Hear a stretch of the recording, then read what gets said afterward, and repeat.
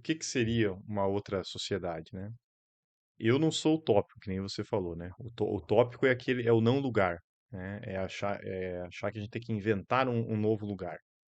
Eu procuro sempre olhar do ponto de vista do que essa sociedade, tal como está colocada, nos apresenta enquanto potencialidade, né? Aquilo que é potencialmente possível, mas aquilo que não se realiza, né? E o que que é potencialmente possível na sociedade que a gente vive? É potencialmente possível trabalhar muito menos, do ponto de vista de vender a força de trabalho. Por quê? Porque o grau de desenvolvimento tecnológico é gigantesco, né? O tamanho do exército de reserva é enorme e, portanto, é totalmente possível trabalhar muito menos, né? E trabalhar menos já seria uma libertação para muita gente. Diante da riqueza produzida, né, quando a gente fala só o exemplo dos 31 bilhões, 31 bilhões é mais que 4 vezes toda a folha salarial dos professores do estado de Santa Catarina.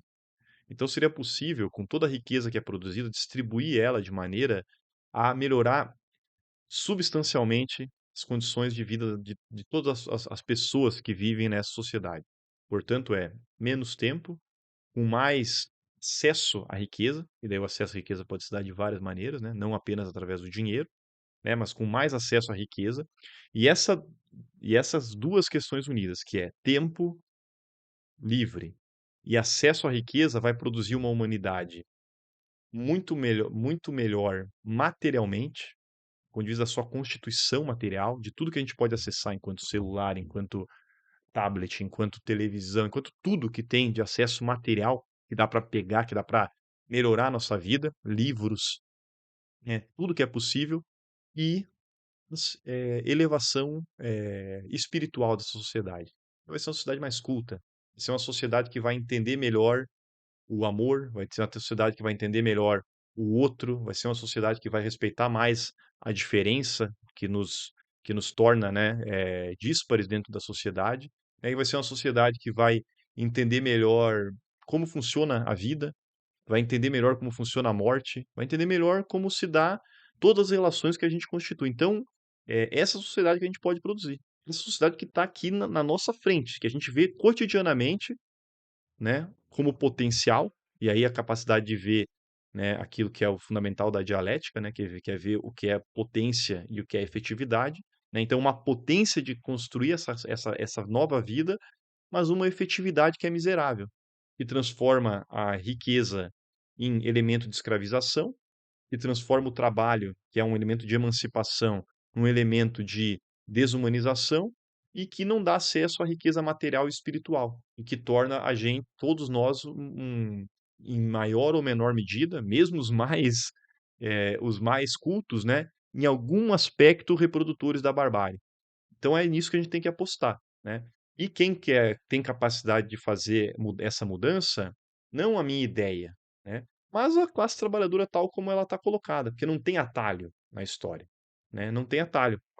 É a construção cotidiana, abnegada, difícil, contraditória da classe trabalhadora no seu processo que vai abrir as veredas dessa transformação que está aqui já em potência, né? Que a gente em alguns momentos históricos viveu um pouquinho mais ela, depois perdeu, né? Nas revoluções socialistas, né? Conseguiu fazer várias coisas que eu falei aqui nas revoluções aconteceram, né? Trabalhar menos, acessar mais a riqueza e é uma página em aberto, porque alguns falam, bom, mas você está defendendo aí o socialismo, é o comunismo, né? E é isso mesmo, é o socialismo e como transição para o comunismo enquanto sociedade do futuro, como a única portadora do futuro, né? A poesia está no futuro e não no passado. Bom, mas isso daí já fracassou, porque na União Soviética caiu, a China, na minha leitura, se reconverteu ao capitalismo, Cuba, né, vive uma gestão da miséria imposta pelas condições objetivas que lá está colocado. Mas, bom, a transformação da burguesia em classe dominante e a consolidação do modo de produção capitalista também foi feito de vitórias e derrotas. A burguesia só fica laureando as suas vitórias, né? Venceu a Revolução Gloriosa na Inglaterra, a Revolução Civil, né, e a Guerra de Independência nos Estados Unidos, a Grande Revolução Francesa, né? Mas a burguesia também perdeu. A burguesia sofreu uma derrota brutal para a Inquisição Espanhola, né? A burguesia perdeu na Rússia com os czares. né. A burguesia também perdeu, ela ganhou e perdeu durante séculos até se consolidar enquanto classe dominante.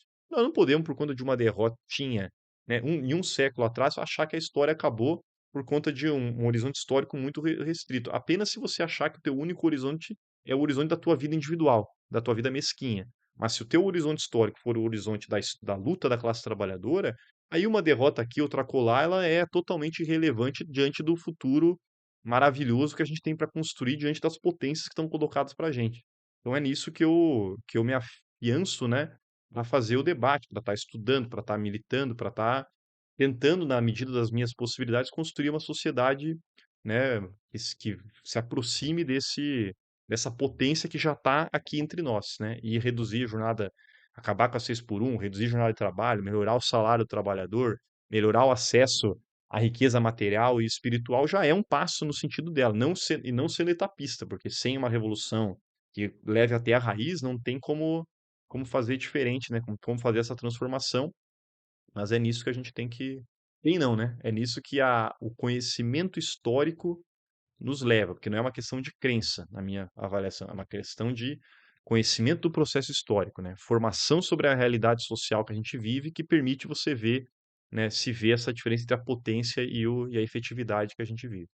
Eu nunca me esqueço a vez que eu li no Trotsky, quando ele fala que, bom, dado toda essa superação da barbárie humana e podendo socializar toda a riqueza que a gente já tem hoje socialmente, mas que não é socializada, a média de cidadão numa sociedade seria mais ou menos um Aristóteles, quando aquilo lá pra mim, assim, a média, não tá falando nem que não, vai ter vários Aristóteles, não, a média da população vai ser mais ou menos um Aristóteles, né. Pra você ver a grandiosidade que nos Claro. espera. Não, o potencial é muito grande, né, quando a gente vamos ó, aqui a biblioteca de vocês aqui.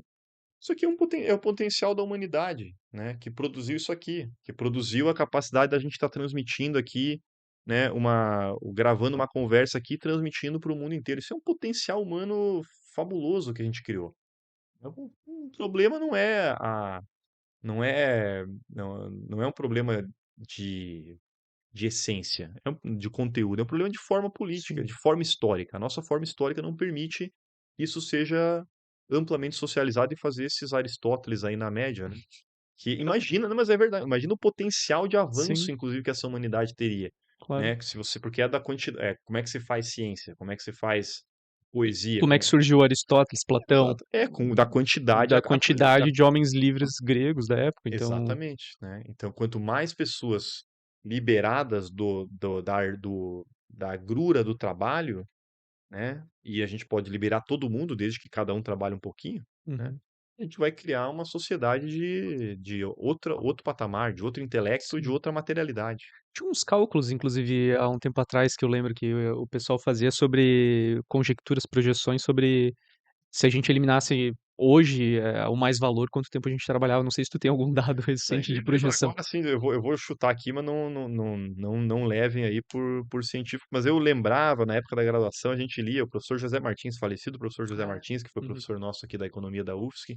Ele tinha um estudo, mas eu não lembro se é exatamente esse número, né? Mas ele falava que o estudo que existia, se você socializasse o nível tecnológico mais avançado, que tem isso também, né? O nível tecnológico não é Ah, socializado, é verdade. ele é Tem a monopolizado, né? patente, tem a Tem a propriedade patente, tem a propriedade intelectual. intelectual, tem os custos de implantação. Então, se você socializa o que tem de mais avançado no patamar, isso ele falava em 2010, tá? Agora deve ser menos. Generaliza isso, a gente trabalha a necessidade de trabalho efetivo, trabalho no sentido da mediação ali com a matéria para transformar em produto, né, não em atividade, porque daí a gente poderia pegar o nosso tempo livre, se quiser ser marceneiro, se quiser cuidar de planta, né, pode fazer o que quiser, abraçar árvore, pode fazer o Uhum. que quiser, mas seria necessário nesse trabalho, que é essa relação efetiva com a materialidade, né, pra transformar em produto, apenas 26 minutos por pessoa. Era o estudo que na época ele falava, né, Diário? diário, 26 minutos diário. Eu Puta tenho merda. certeza que hoje seria bem menos, né. E a gente poderia fazer escala também, não precisaria trabalhar todo dia 26 minutos, que eu acho que seria meio irracional, mas um dia, meio dia na semana, meio período, já estaria suficiente para gente avançar bastante Puta enquanto merda. enquanto humanidade. E eu teria mais tempo para ler, que eu fico doido que às vezes eu não consigo ter o tempo que eu queria ter para ler, né. Ah, Mas a gente poderia avançar mais. caramba.